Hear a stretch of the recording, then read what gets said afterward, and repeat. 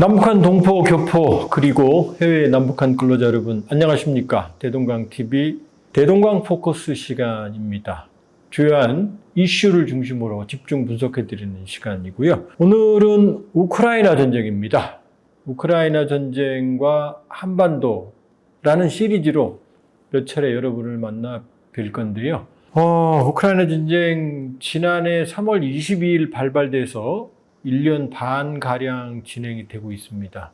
많은 비극이고 또 많은 얘기를 낳고 있고 글로벌 정세의 핵심 요인입니다. 지금 전쟁의 끝은 안 보이고 있죠. 이 전쟁이 사실 한반도와 아주 밀접히 관련이 있습니다.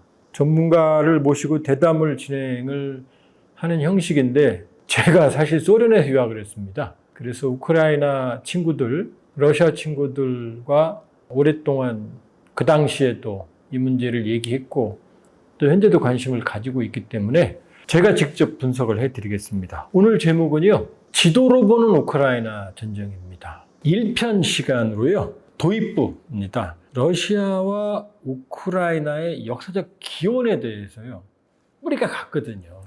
역사도 같이 출발을 하고 9세기에 처음 출발한 이후로 1991년 소련 해체, 우크라이나 독립 이전까지 거의 역사가 중복이 됩니다. 그 부분을 역사적 기원을 집중적으로 알아보겠습니다. 지금 여기 보시면 제가 4가지 얘기를 써놨죠.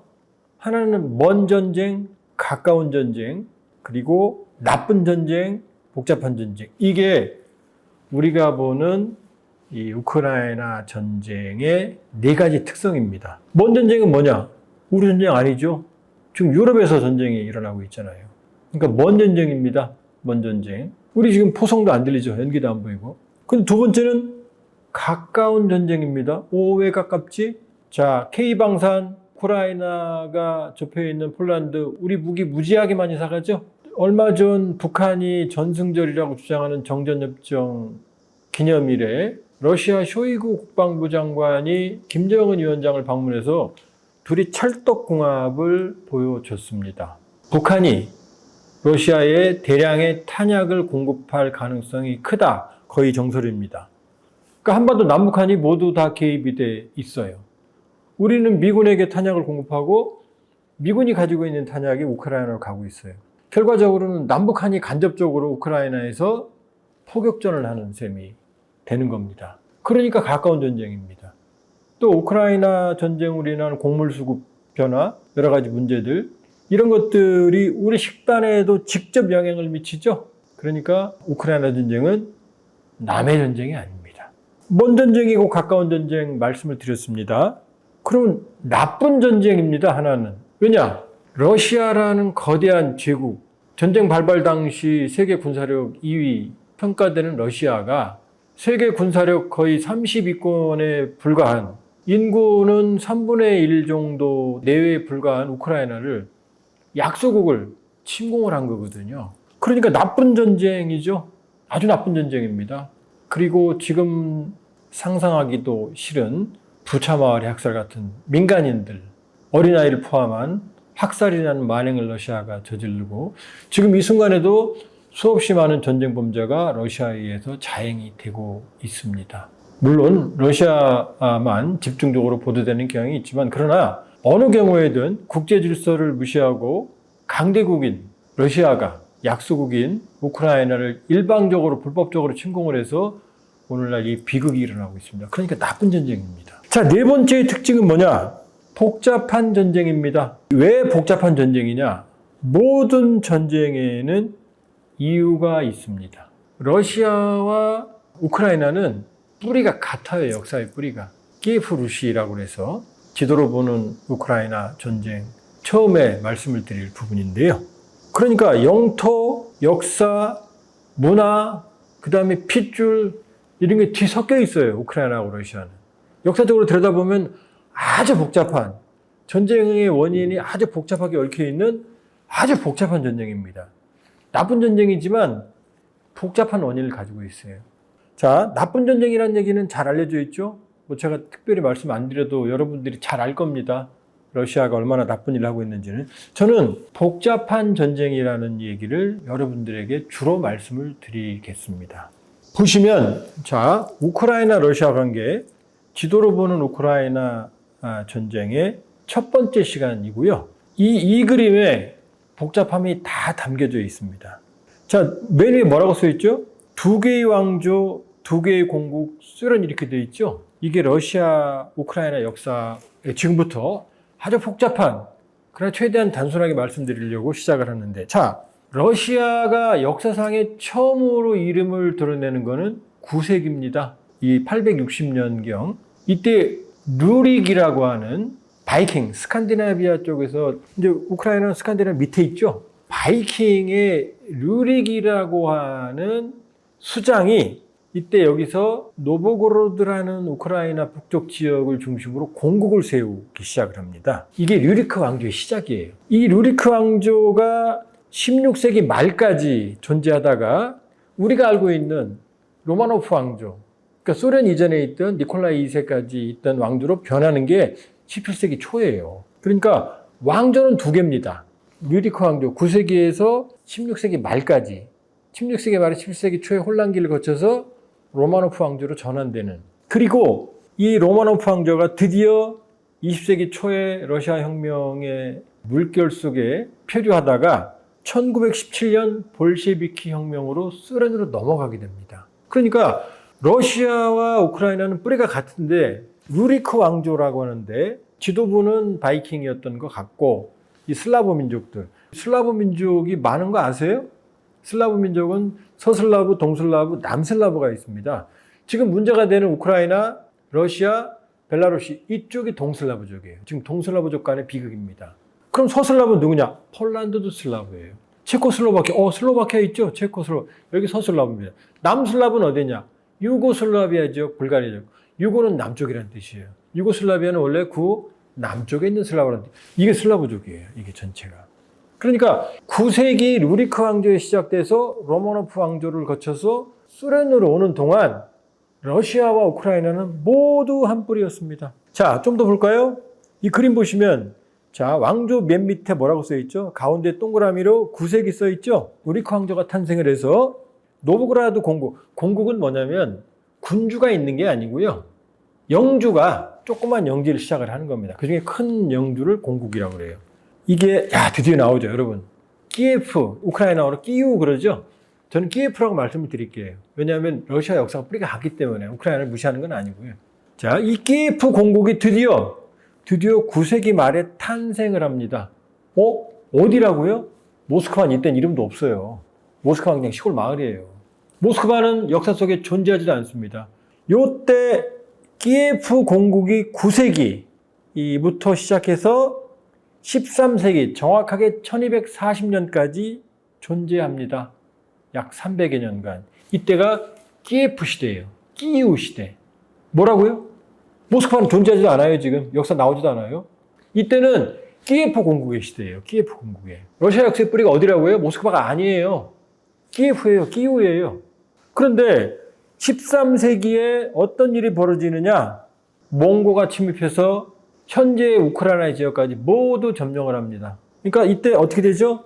키예프 공국이 망하는 겁니다. 몽고에 점령당해요.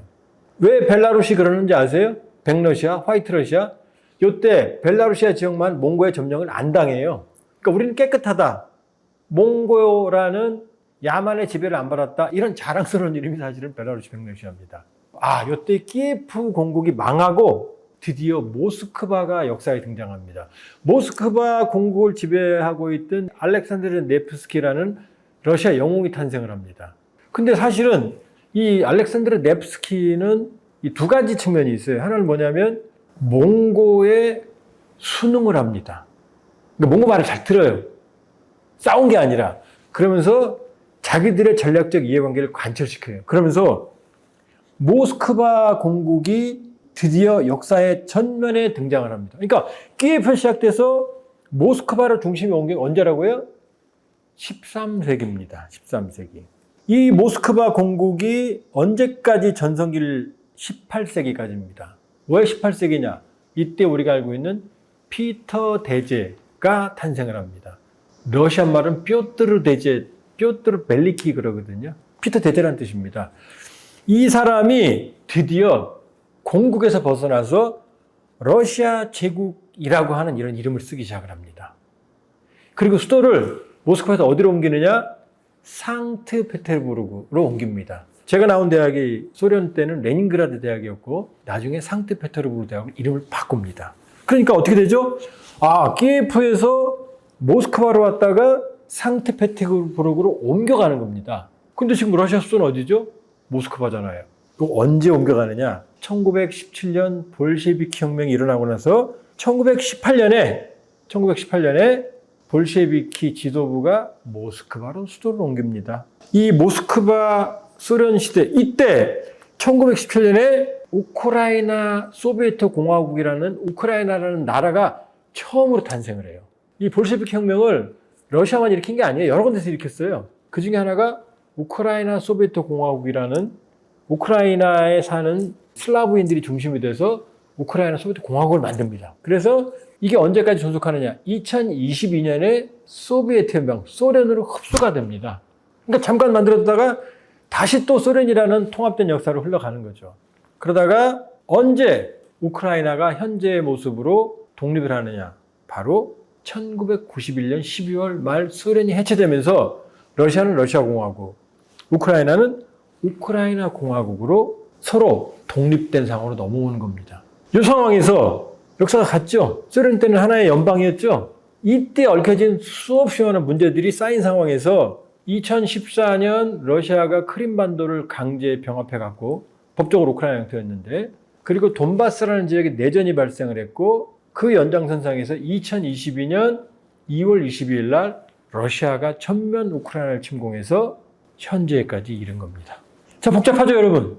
자, 류리크 왕조, 로마노프 왕조, 소련 해체, 이렇게 흘러오는 거고요. 국가 형태로는, 왕조 형태로는.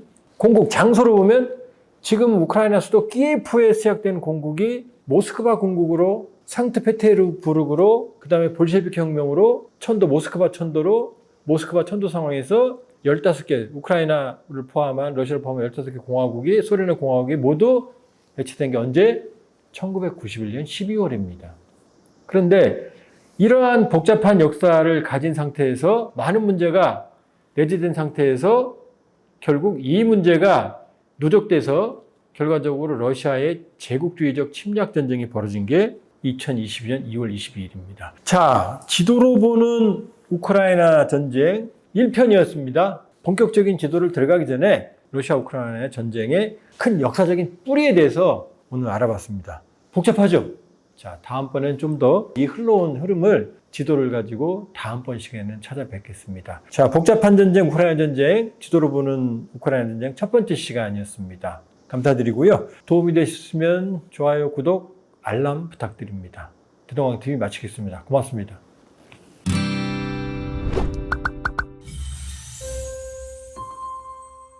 남북한 동포 교포 그리고 해외 남북한 근로자 여러분 안녕하십니까? 대동강 포커스 시간입니다. 한반도의 시각으로 우크라이나 전쟁을 보는 시간. 오늘 지도로 보는 우크라이나 전쟁. 왜냐면요, 우크라이나 역사, 러시아 역사가 영토와 관계가 아주 복잡하게 얽혀 있어요. 그러니까 지도의 변천을 보는 게 가장 빠른 이해 방법입니다. 그럼 우크라이나 지금 영토를 러시아가 침략을 했죠? 그럼 우크라이나가, 러시아가 키예프 루시에서 러시아의 기원이 되는 이름이 9세기에 처음 등장을 했다고 말씀을 드렸는데, 그럼 우크라이나 나라라는 정체는 언제 만들어졌을까요?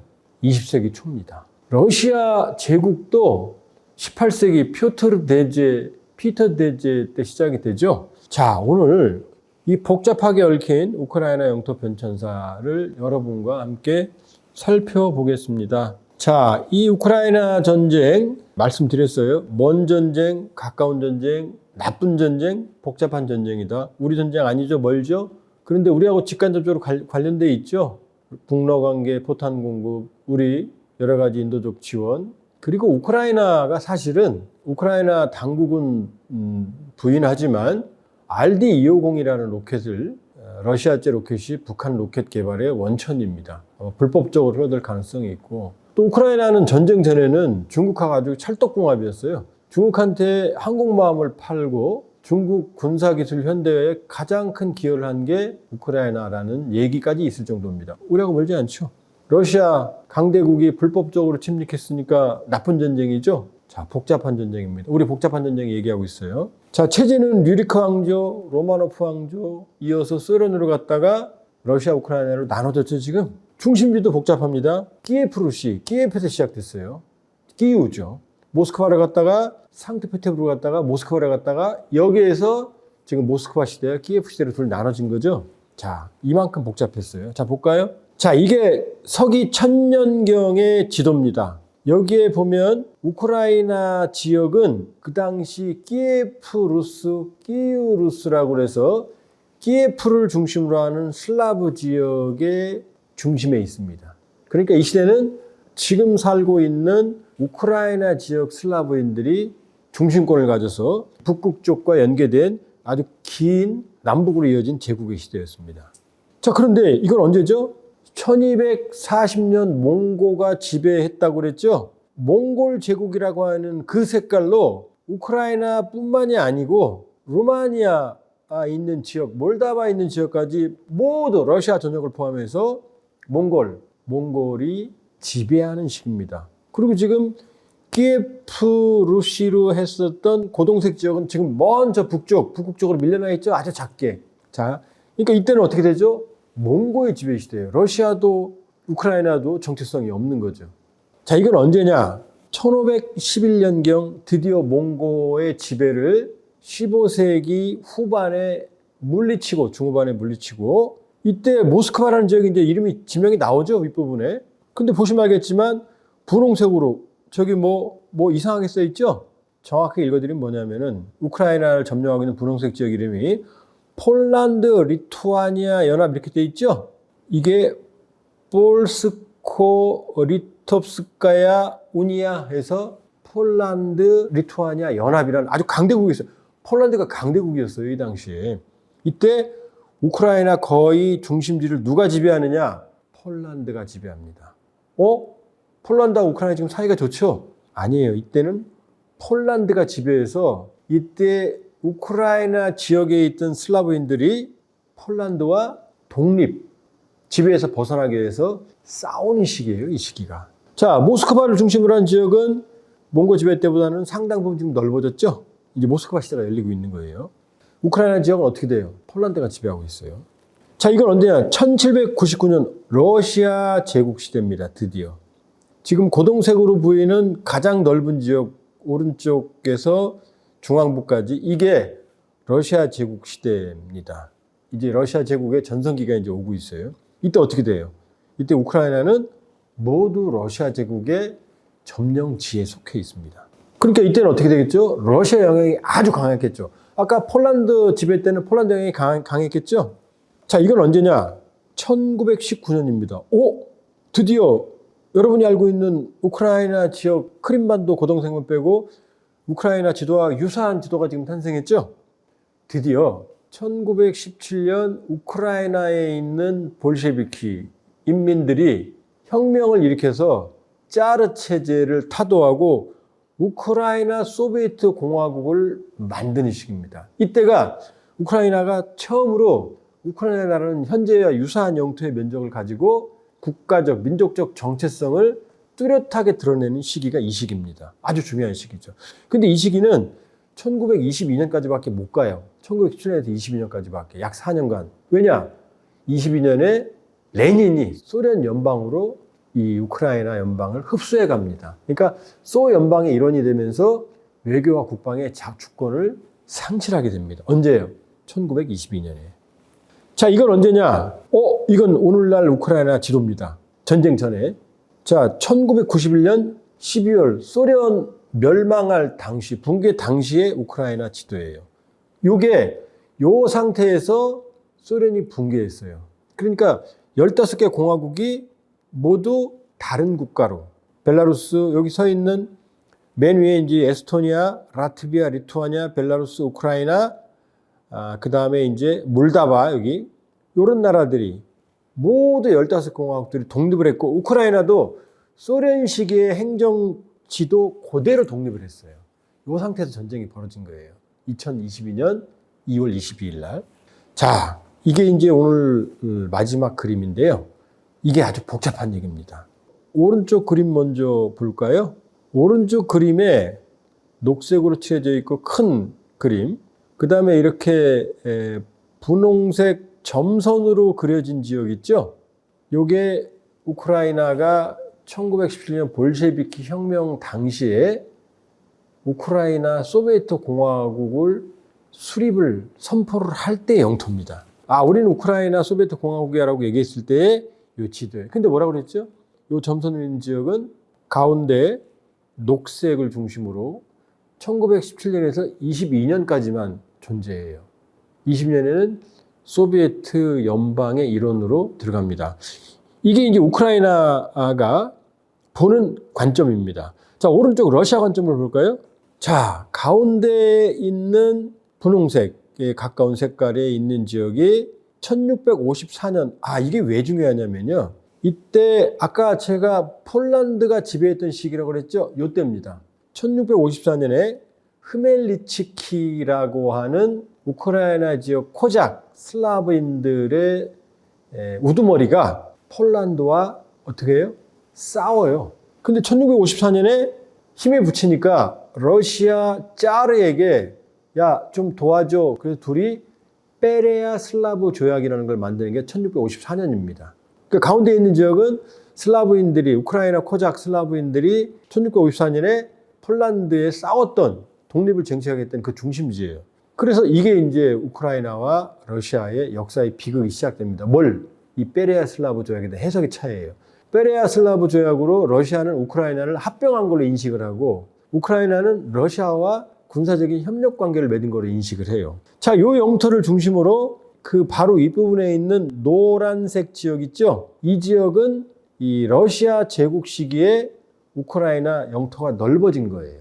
그러니까 러시아는 러시아 지배하에서 영토가 넓어졌다고 인식하고 있는 거예요. 그 다음 아래쪽 하늘색 지역은 뭐냐? 바로 소련 시기, 블라디미르 레닌, 소련 시기에 우크라이나 영토로 편입됐다고 러시아가 주장하는 거예요. 그 다음에 맨 왼쪽에 있는 녹색 있죠? 이건 뭐냐? 스탈린 시기, 히틀러와의 전쟁에서 빼앗아서 우크라이나에 덧붙여졌다고 러시아가 주장하는 땅이에요.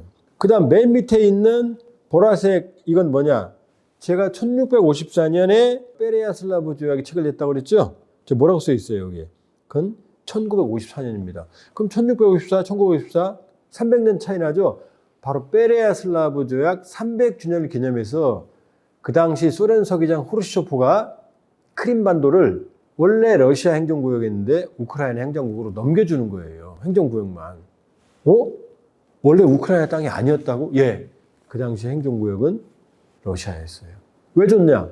300년 됐잖아요. 우크라이나, 러시아는 이제 한 나라라고 생각한 거죠. 소련이니까. 후르시초프가 우크라이나 인근에서 태어났고 주로 우크라이나에서 경력을 쌓았어요. 그 다음 후르시초프 부인이 우크라이나 여성이었습니다. 그러니까 한 나라니까 저도 문제가 없다고 생각한 거죠. 이 당시까지만 해도 오늘날 생각 안 한 거죠. 자, 여기까지 지금 숨가쁘게 흘러왔어요. 여러분 보세요, 지금. 우크라이나, 러시아가 영토로, 지도로 얼마나 밀접하게 연관되어 있는지 아시겠죠? 이게 사실은 이 상태에서 1990년 12월에 소련의 붕괴로 행정구역 그대로 분리가 된 거예요. 그러니까 러시아는 크림반도 내 땅이었는데 물론 법적으로, 국제법적으로 우크라이나 땅이죠. 2014년에 강제로 뺏어갔죠. 그 다음 2014년에 뺏어가면서 이 돈바스 지역, 그 우크라이나 전쟁의 원인이 됐던 내전이 벌어졌어요. 왜? 거기 러시아계 주민들이 많이 살았거든요. 그럴 수밖에 없잖아요. 지금 지도가 막 섞여 있으니까. 자, 오늘 또 복잡하셨죠? 이게 우크라이나 영토 변천사가 사실은 러시아와 관계의 변천사인 거고 이 복잡한 관계가 사실은 전쟁의 원인이 됩니다. 다음 시간에는 직접적인 전쟁의 원인과 그 다음에 러시아의 전략적 우판에 대해서 우리가 알아볼 겁니다. 예, 점점점 복잡한 얘기인데 얼마나 쉽게 이해가 되셨는지 조금 걱정이 되는 시간입니다. 네, 오늘 대동강 포커스 시간, 한반도의 시각으로 보는 우크라이나 전쟁 시간 마치겠고요. 의미가 있으셨으면 좋아요, 구독, 알람 부탁드립니다. 고맙습니다.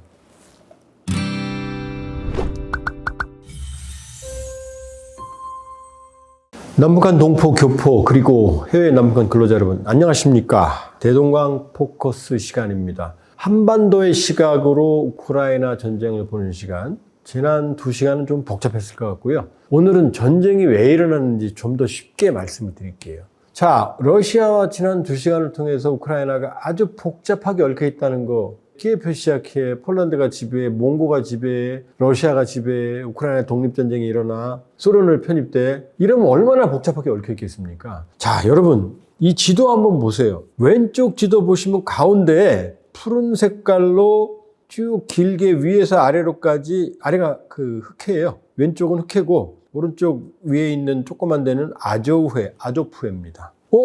우크라이나를 보니까 어떻게 돼 있어요? 강이, 드니프르 강이 좌우로 나누고 있네요. 좌우로 나누고 있어요. 지역적으로. 그러면 이쪽 왼쪽을 서우크라이나, 서부 지역, 오른쪽을 동우크라이나라고 그러는데요. 자, 생각해 보세요. 서쪽은 어디랑 가깝죠? 폴란드, 그 다음에 유럽과 가까워요. 동쪽은요? 러시아 쪽이잖아요. 러시아가 가까워요. 단순히 생각해 보세요.